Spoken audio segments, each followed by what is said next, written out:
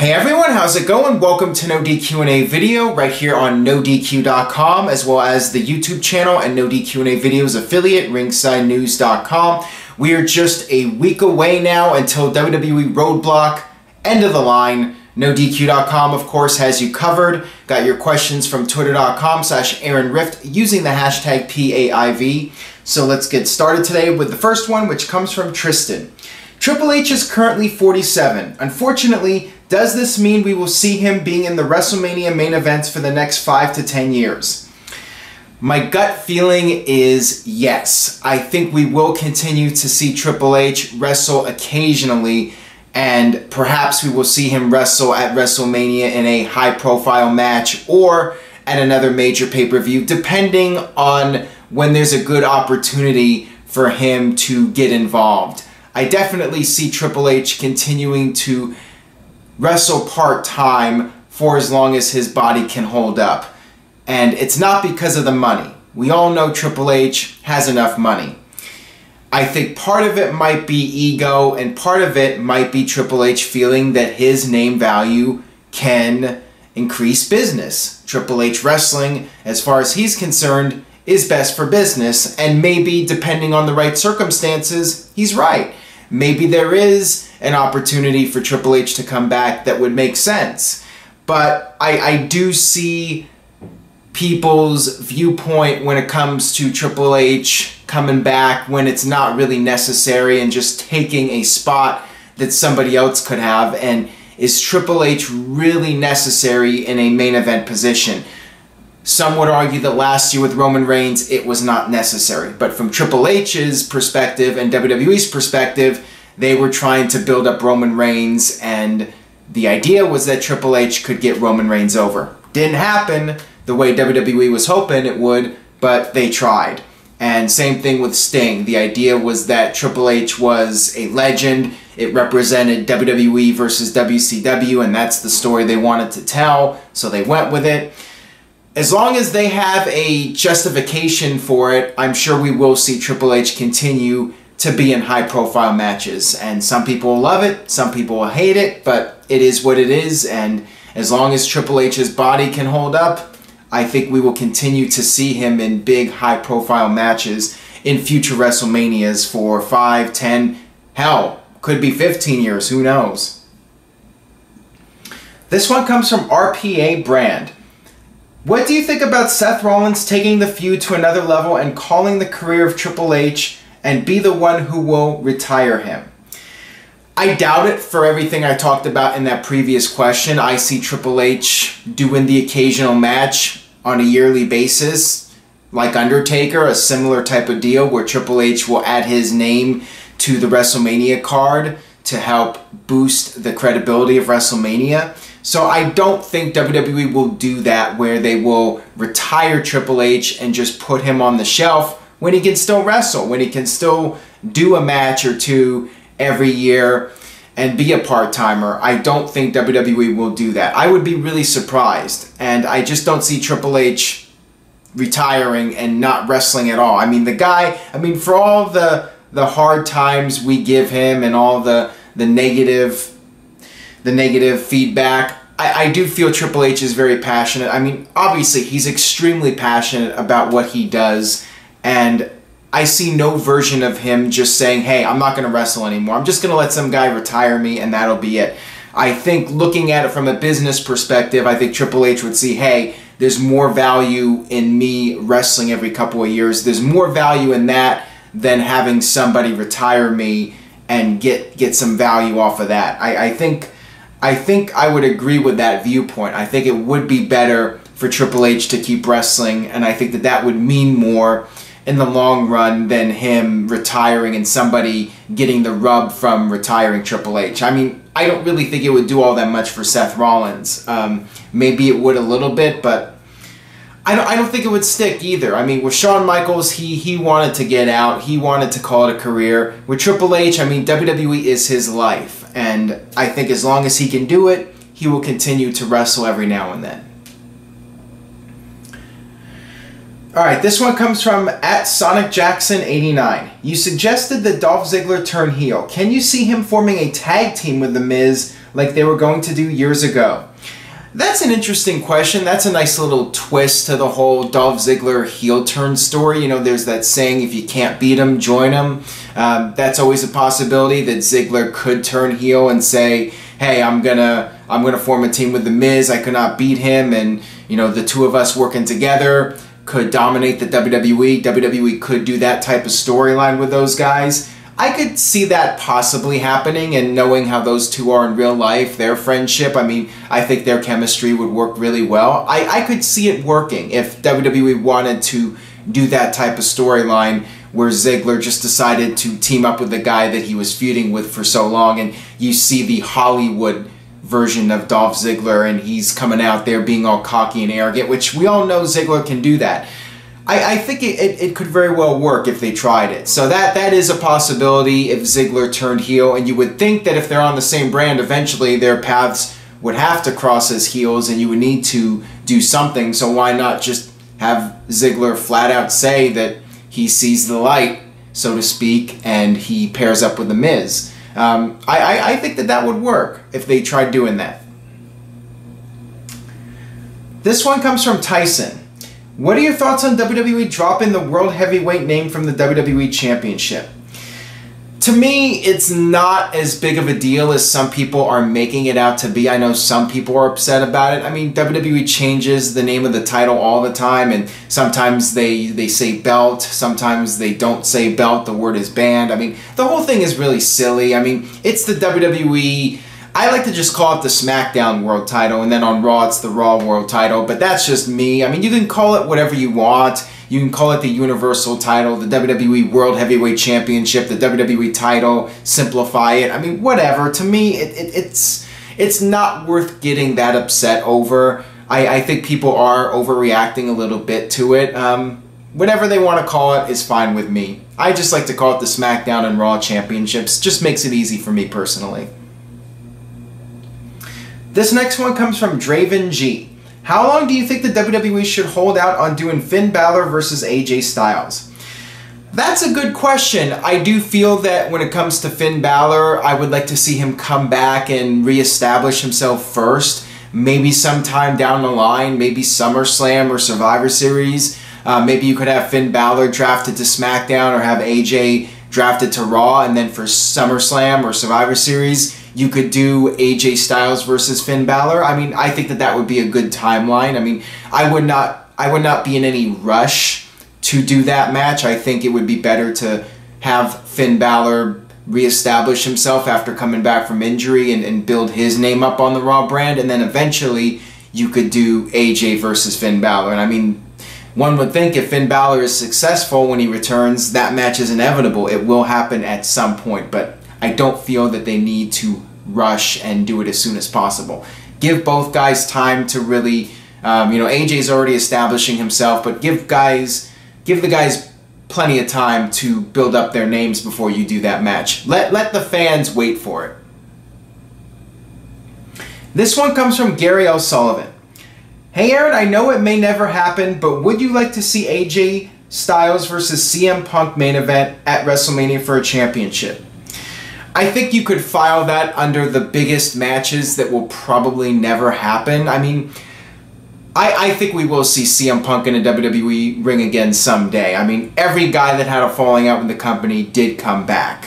And I think the odds are we will see CM Punk again. It's just a matter of when he feels like coming back. I mean, it's going to be up to him at the end of the day when he has the desire to come back.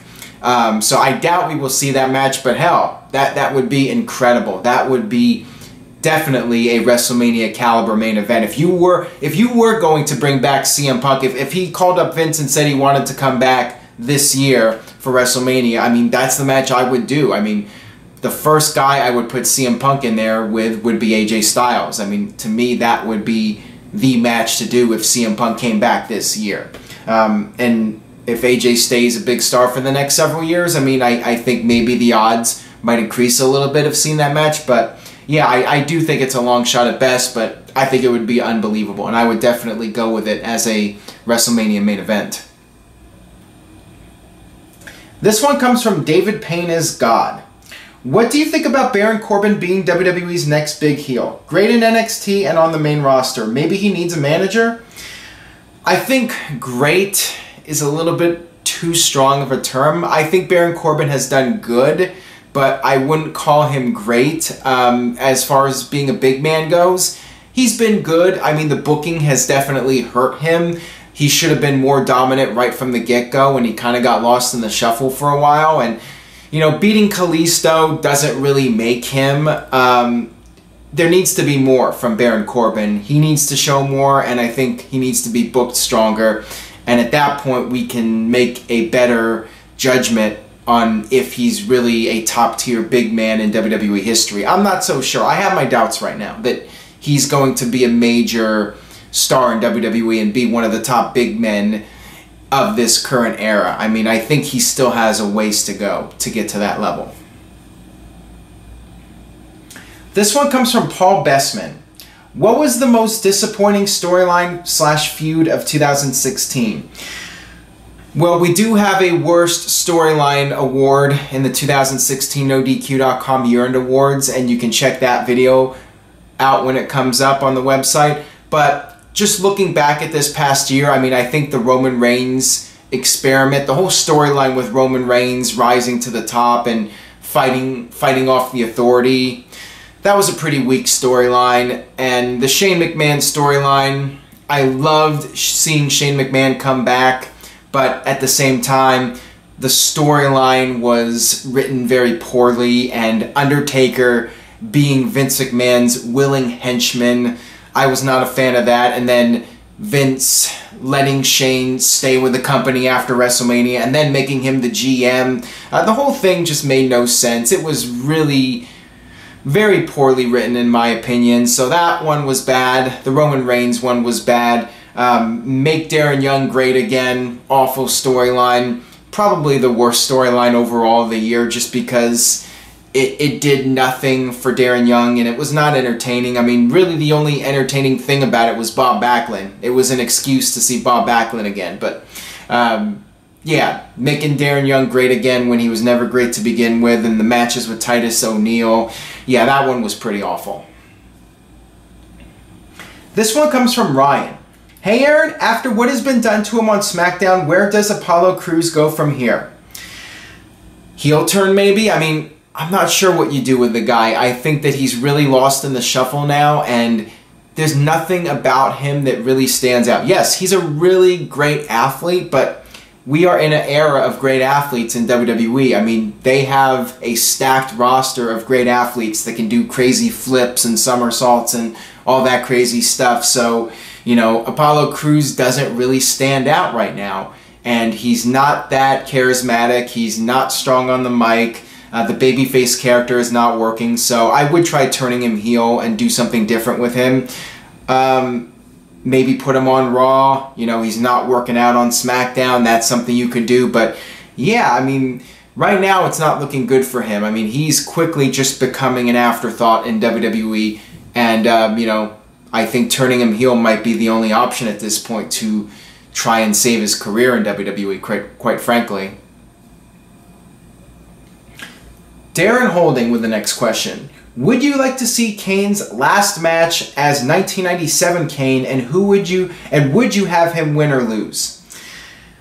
I think that would be a nice way for Kane to go out, be as much of a dominant monster as possible. He is right now pretty much in that role again, I guess, technically. He still does a little bit of the comedy now and then, but yeah, make him just go on a complete mean streak and let him be the Kane of old. He's got one last fire that's still burning, and he dominates people. I think that would be a nice way to send off the Kane character, and maybe have him win his last match, or maybe not. Maybe have him pass the torch. I mean, it really depends on the particular storyline you're doing and who he's working with, and there's a lot of different factors. So I'm not really sure how I would definitely end the career of Kane. But yeah, it would be nice for him to go out in a blaze of glory, you know, considering it's Kane. This next one comes from Paul Jackson. Hey Aaron, do you think the Invasion storyline would have worked better with Benoit and Guerrero? Not necessarily, because I don't think that was the biggest factor in the Invasion not succeeding. They could have had Benoit, Guerrero, they could have had Goldberg, Hogan, Flair, and it would have sucked just as bad if the WCW guys were not pushed. If the WCW guys were buried, then it wasn't going to work. That was the biggest factor. Yes, it would have been nice to have seen Goldberg and Hogan and Flair. That would have definitely made a difference, and Benoit and Guerrero as well. But the biggest problem was the WCW guys were booked to look inferior to the WWE guys. The NWO worked in WCW because the NWO was dominating WCW. When was WCW ever dominating WWE during the Invasion storyline? I mean, there was really no point. I mean, the only time the Alliance ever got a win was when it was the WWE guy like Steve Austin or Kurt Angle, you know? It wasn't like Booker T was dominating people, or DDP, or any of the top WCW guys. They were all booked like geeks, and that's why the thing was a huge flop, essentially. So yeah, it would have been the combination of booking the guys strong and having some of the guys like Hogan and Flair and Benoit and Guerrero, having all those guys in the mix, that would have helped too, but it wasn't the deciding factor. Got this one here from Jordan Reed. What is your opinion on the 2006 and 2007 DX reunion? I thought it was quite entertaining for the most part. I agree with you. I did like the DX reunion for the most part. There were times where I thought, okay, this is really cheesy comedy. But you know what? Looking back, compared to the 2009 DX reunion, the stuff in 2006 was gold. I mean, I really felt the 2009 DX was lame. I mean, that was when the company went PG and they were doing this stuff with Hornswoggle. And yeah, that version of DX, that made the 2006 DX look like classic 97 DX. Let's just put it that way. So, you know, I did have my issues at the time with that 2006 version of DX. It wasn't perfect. I mean, it was still a shell of the original DX, but, you know, like I said, that looked like gold compared to the 2009 and 2010 DX. And, you know, the stuff with Triple H dressed up like Vince and Shawn Michaels dressed up like Shane, that was good stuff, and Spirit Squad getting the manure dumped on them, and Vince's limo being destroyed. There were some fun moments in that DX, and Vince with his voice getting warped. They did some funny stuff. You know, it was entertaining. It was a nice little nostalgic thing that they did with DX. So yeah, I would say overall it was entertaining. That'll do it for NoDQ&A video. Thanks as always for watching. If you would like to support NoDQ&A video, the best thing you can do is tell a friend. Word of mouth is the #1 way that you can help NoDQ&A video. Keep spreading the word. Subscribe to the YouTube channel, youtube.com/AaronRift_NoDQ. Stay tuned to NoDQ.com for the very latest regarding Roadblock, End of the Line, and make sure you stay tuned to the YouTube channel this week for the NoDQ.com predictions video. That will be coming up shortly. And that will do it for this edition of NoDQ&A video. I will see you guys next time.